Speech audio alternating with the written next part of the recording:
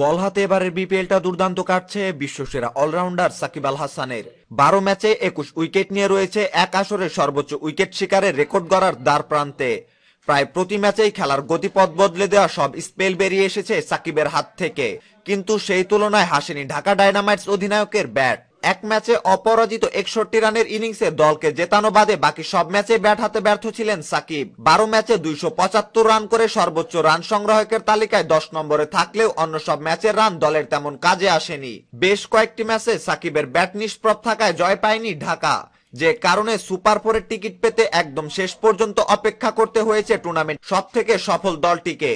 Super ফোরের ticket পেলেও টেবিলের 4 নম্বরে থাকায় এলিমিনেটর ম্যাচ খেলতে হবে ঢাকাকে। সোমবার চিটাগং ভাইকিংসের বিপক্ষে সেই ম্যাচে জিতলে আবার খেলতে হবে কোয়ালিফায়ারের দ্বিতীয় ম্যাচে।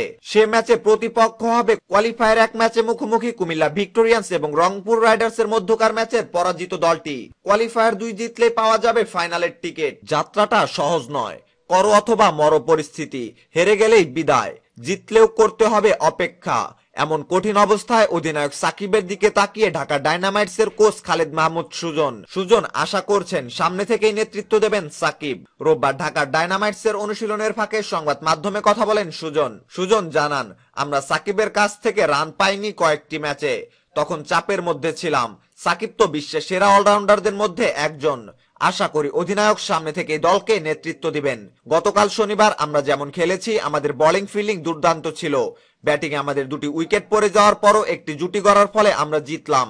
আশা করি যে আমরা যদি আমাদের ডিসিপ্লিন গুলো ঠিক রাখতে পারি, পরিকল্পনা ঠিক মতো কাজে লাগাতে পারি, তাহলে অবশ্যই ভালো সুযোগ আছে আমাদের। সম্মানিত ভিউয়ার্স, ঢাকার এলিমিনেটর পর্বের ম্যাচ সম্পর্কে আপনার মতামত জানিয়ে কমেন্ট বক্সে কমেন্ট করতে ভুলবেন না।